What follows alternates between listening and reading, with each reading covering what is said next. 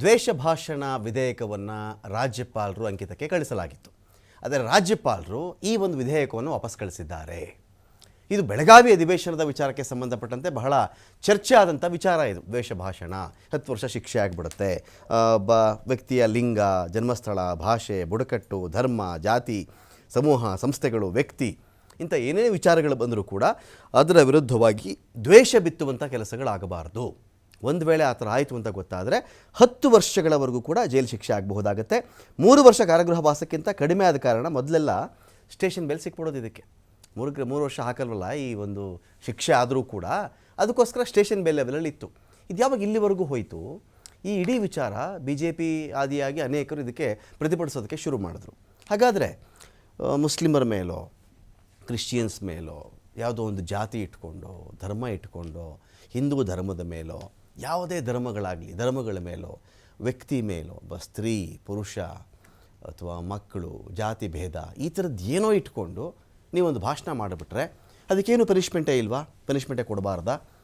ಈಗಿರೋ ಕಾನೂನುಗಳೇ ಸಾಕ್ರಿ ಅದಕ್ಕೆ ಅಂತ ಬಂದಾಗ ಈ ಕಾನೂನು ಮಾಡೋಕ್ಕೆ ಹೋಗಿದ್ದು ಬರೀ ರಾಜಕೀಯಕ್ಕ ಕಾಂಗ್ರೆಸ್. ಹಾಗಾದರೆ ಬರೀ ರಾಜಕೀಯಕ್ಕ.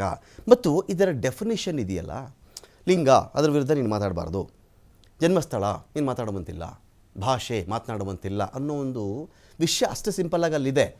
ಕಾನೂನುಗಳಿಗೆ ಅಂತ ಹೋದಾಗ ಸೋಷಿಯಲ್ ಮೀಡಿಯಾದಲ್ಲಿ ನಾಳೆ ಯಾರೋ ಏನೋ ಮಾತಾಡಿದ್ರು, ಮಾಧ್ಯಮದಲ್ಲೇ ಯಾರೋ ಏನೋ ಮಾತಾಡಿಬಿಟ್ರು, ಬಾಯಿ ತಪ್ಪಿತು, ಆ ಉದ್ದೇಶನೇ ಇರಲ್ಲ. ನಿಮಗೇನಾಗ್ಬಿಡುತ್ತೆ, ಅನೇಕ ಸಂದರ್ಭಗಳಲ್ಲಿ ಕೆಲವೊಂದು ಮಾತುಗಳು ಕೆಲವು ಇಂಟೆನ್ಷನ್ ಇಟ್ಕೊಂಡು ಹೇಳಿರ್ತಾರೆ, ಕೆಲವೊಂದು ಇಂಟೆನ್ಷನ್ ಇಲ್ಲದೆ ಹೇಳಿರ್ತಾರೆ.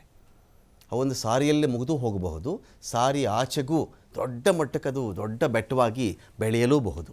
ವಿಷಯ ಹೀಗಿದ್ದಾಗ ಈ ಒಂದು ಅಸ್ತ್ರ ಇಟ್ಕೊಂಡ್ಬಿಟ್ರೆ, ಇದೊಂದು ಅಸ್ತ್ರ ಇಟ್ಕೊಂಡ್ರೆ ಎಂತಹವರನ್ನು ಬೇಕಾದರೂ ನೋಡಿ, ನೀವು ಆ ಮಹಿಳೆ ವಿಚಾರದಲ್ಲಿ ಹೀಗೆ ಮಾತಾಡಿದ್ದೀರಿ, ನೋಡಿ ಆ ಒಂದು ಜನಾಂಗದ ಬಗ್ಗೆ ನೀವು ಹಿಂಗೆ ಮಾತಾಡ್ಬಿಟ್ಟಿದ್ದೀರಿ, ಆ ಭಾಷೆ ಬಗ್ಗೆ ಇಷ್ಟು ಕೇಳಿ ಮಾಡ್ತಲ್ಲಿ ಮಾತಾಡ್ಬಿಟ್ಟಿದ್ದೀರಿ, ಆ ವ್ಯಕ್ತಿ ಬಗ್ಗೆ, ಆ ದೇಶಪ್ರೇಮಿ ಬಗ್ಗೆ ಈ ಥರ ನೀವು ಹೇಳಿದ್ದೀರಿ, ಅಥವಾ ಅವರು ನಿಮ್ಮ ಒಂದು ಧರ್ಮದವ್ರ ಬಗ್ಗೆ ಈ ಥರ ಮಾತಾಡ್ಬಿಟ್ಟಿದ್ದಾರೆ, ಈ ಥರ ಇಟ್ಕೊಂಡು ಅದನ್ನು ರಾಜಕೀಯ ದಾಳವಾಗಿ ಬಳಸ್ಕೊಳ್ಬೇಕು ಅಂತೇಳಿ ಕಾಂಗ್ರೆಸ್ ರೆಡಿಯಾಗಿತ್ತ. ಇವೆಲ್ಲವಕ್ಕೂ ಕೂಡ ರಾಜಭವನ ಪೆಟ್ಟು ಕೊಟ್ಟು ಕಳಿಸಿದೆಯಾ? ಎಲ್ಲ ವಿಚಾರಕ್ಕೆ ಸಂಬಂಧಪಟ್ಟಂತೆ ನಾನು ಡಿಬೇಟ್ ಸ್ಟಾರ್ಟ್ ಮಾಡ್ತೀನಿ. ಅದಕ್ಕಿಂತ ಮುಂಚಿತವಾಗಿ ಇದಕ್ಕೆ ಬಂದಿರತಕ್ಕಂಥ ರಿಯಾಕ್ಷನ್ ಹೇಗಿತ್ತು ನೋಡಿ.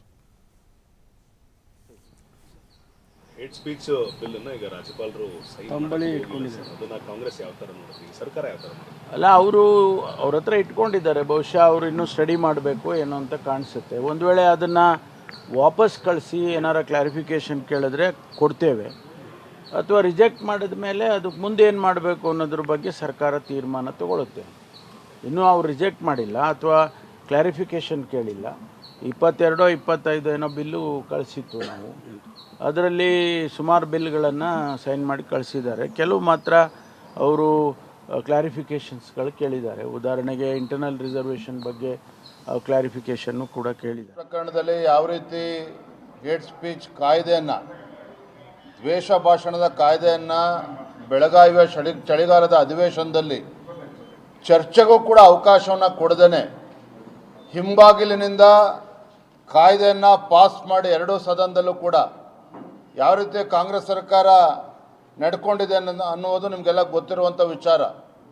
ಭಾರತೀಯ ಜನತಾ ಪಾರ್ಟಿ ಅಷ್ಟೇ ಅಲ್ಲ, JDS ಪಕ್ಷ ಇರ್ಬೋದು ಮತ್ತು ಬೇರೆ ಬೇರೆ ಸಂಘಟನೆಗಳು ಕೂಡ ಈ ಒಂದು ದ್ವೇಷ ಭಾಷಣದ ಕಾಯ್ದೆನ ವಿರೋಧ ಮಾಡಿದೆ. ಬಿಲ್ ಏನಿದೆ ವಿಧಾನಸಭೆಯಲ್ಲಿ ಅದು ಈ ಸರ್ಕಾರಕ್ಕೆ ಗೌರವ ಇದ್ದಿದ್ರೆ, ಮಾನ ಮರ್ಯಾದೆ ಇದ್ದಿದ್ರೆ ಬಿಲ್ಲನ್ನು ಮಂಡಿಸುವಂಥದ್ದು, ಅದಕ್ಕೆ ಚರ್ಚೆಗೆ ಅವಕಾಶ ಕೊಡುವಂಥದ್ದು ಅದು ಕಾನೂನಾತ್ಮಕ.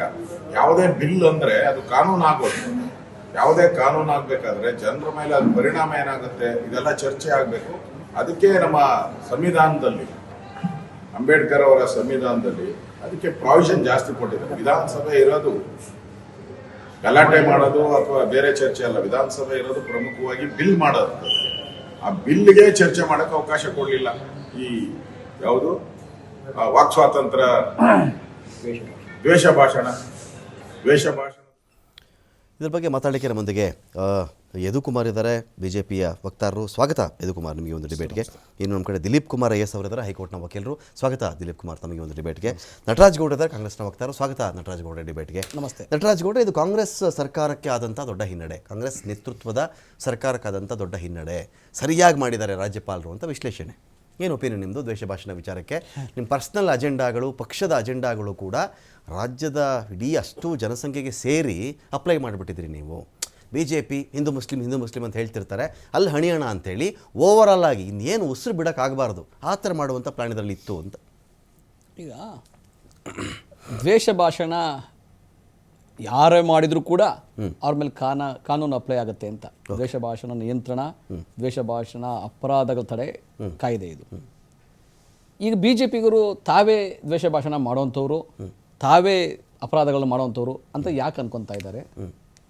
ಇದ್ದಾರೆ BJPನಲ್ಲಿ ಹ್ಯಾಬಿಚುಯಲ್ ಪ್ರಮೋಕೇಶನ್ ಭಾಷಣ ಮಾಡೋವಂಥವ್ರು, ಪ್ರಚೋದನೆ ಭಾಷಣ ಮಾಡೋವಂಥವ್ರು, ದ್ವೇಷ ಭಾಷಣ ಮಾಡೋರು, ಧಾರ್ಮಿಕವಾಗಿ ನಿಂದನೆ ಮಾಡುವಂಥವ್ರು, ಜಾತಿ ಮಧ್ಯದಲ್ಲಿ ಕಂತಕ ತರುವಂಥವ್ರು ಅಂಥದ್ದು ಇದ್ದೇ ಇದ್ದಾರೆ.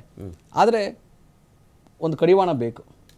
ಯಾವ ಬಲಪಂಥೀಯ ಆಗಲಿ, ಎಡಪಂಥೀಯ ಆಗಲಿ, ಅಥವಾ ಬೇರೆ ಇರ್ತಕ್ಕಂಥವ್ರಾಗಲಿ, ನಾಸ್ತಿಕ ಆಗಲಿ, ಆಸ್ತಿಕ ಆಗಲಿ, ಧರ್ಮದ ವಿಷಯದಲ್ಲಿ, ಭಾಷೆಯ ವಿಷಯದಲ್ಲಿ, ಜಾತಿಯ ವಿಷಯದಲ್ಲಿ ಇನ್ನೊಬ್ಬರಿಗೆ ನೋಯಿಸೋ ರೀತಿಯಲ್ಲಿ, ಪ್ರಚೋದನೆ ಮಾಡೋ ರೀತಿಯಲ್ಲಿ, ಸಾಮರಸ್ಯವನ್ನು ಹಾಳು ಮಾಡೋ ರೀತಿಯಲ್ಲಿ ಮಾತಾಡಲೂಬಾರ್ದು, ಒಂದು ಅಪರಾಧಗಳನ್ನು ಮಾಡಬಾರ್ದು. ಇದು ಉದ್ದೇಶ. ಇದಕ್ಕೆ 7 ಕೋಟಿ ಕನ್ನಡಿಗರು ಇದಕ್ಕೆ ಸೇರ್ತಾರೆ ಹೊರತು ಕೇವಲ BJPಗರು, RSSನವರು, ಮೂಲಭೂತವಾದಿಗಳು, ಪಟ್ಟಭದ್ರತಾ ಶಕ್ತಿಗಳು ಮಾತಾಡ್ತಾರೆ ಅಂತೇನಿಲ್ಲ.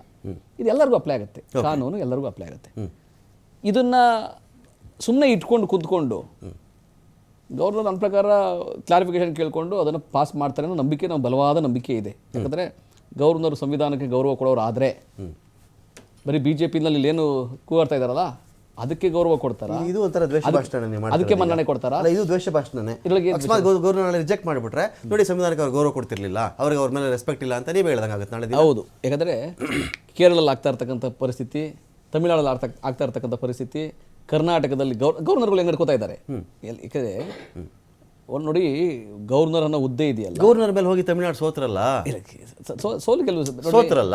ಒಂದು ವಿಧೇಯಕ ರಾಜ್ಯಪಾಲಂಗೆ ಇಟ್ಕೊಳಂಗಿಲ್ಲ, ಆ ಥರ ಇಟ್ಕೊಂಡ್ಬಿಟ್ರೆ ಇಷ್ಟು ದಿನಗಳಾದ್ಮೇಲೆ ಅದು ಪಾಸ್ ಆದಂಗೆ ಲೆಕ್ಕ ಅಂತೆಲ್ಲ ಹೋಗಿತ್ತಲ್ಲ.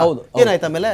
ಕೇಳಿ, ಅದು ಅವ್ರು ವಿವೇಚನೆ ಬಿಟ್ಟಿದಂತ ವಿಚಾರ ಅಂತ ಹೇಳಿಲ್ವಾ ರಾಷ್ಟ್ರಪತಿಗಳಿಗೆ, ರಾಜ್ಯಪಾಲರಿಗೆ? ವಿವೇಚನೆಗೆ ಬಿಟ್ಟಿದ್ದು. ಯಾಕಂದ್ರೆ ಆ ಅವಕಾಶಗಳನ್ನ ಉಪಯೋಗಿಸ್ಕೊಂಡು ತಾವು ಸೀಟಡೆ ಹಾಕೊಂಡು ಕೂತ್ಕೊಂಡ್ರೆ ಅದು ಜನತೆಗೆ ಒಳ್ಳೇದಲ್ಲ.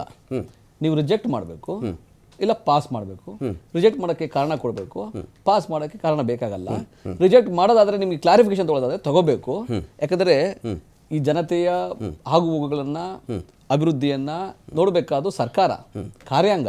ಸೊ ಅದಕ್ಕೆ ನೀವು ಪೂರಕವಾಗಿ ಕೆಲಸ ಮಾಡಬೇಕೇ ಹೊರತು, ಕಾನೂನು ಸಂವಿಧಾನ ಮೀರದಂತೆ ಸಂವಿಧಾನ ರಕ್ಷಣೆ ಮಾಡ್ಕೊಂಡು ತಾವು ಕೆಲಸ ಮಾಡಬೇಕೇ ಹೊರತು, BJP ಕೂಗ್ತಾ ಇದೆ ಇಲ್ಲಿ ನಮ್ಗೆ ಇದು ಇಷ್ಟ ಇಲ್ಲ, ನಮ್ಗೆ ಇಷ್ಟ ಇಲ್ಲ, ಈ ದ್ವೇಷ ಭಾಷೆ ಇಷ್ಟ ಇಲ್ಲ ಅಂತ ನೀವು BJP ಕರೆಕ್ಟಾಗಿ ಆ ಕಿವಿ ಮಾತ್ರ ಕೇಳಿಸ್ಕೊಂಡು, BJPಯವರ ಕೂಗನ್ನು ಕೇಳಿಸ್ಕೊಂಡು, ತಮ್ಮ ಕಿವಿಲಿ ಕೇಳಿಸ್ಕೊಂಡು ಅದರ ರೀತಿ ನಡ್ಕೊಳ್ಳೋದು ಅದಕ್ಕೆ ಅಪಮಾನ ಅಂತಾನೆ, ಗವರ್ನರ್ ಆಫೀಸ್ಗೆ ಅಪಮಾನ ಅಂತಾನೆ.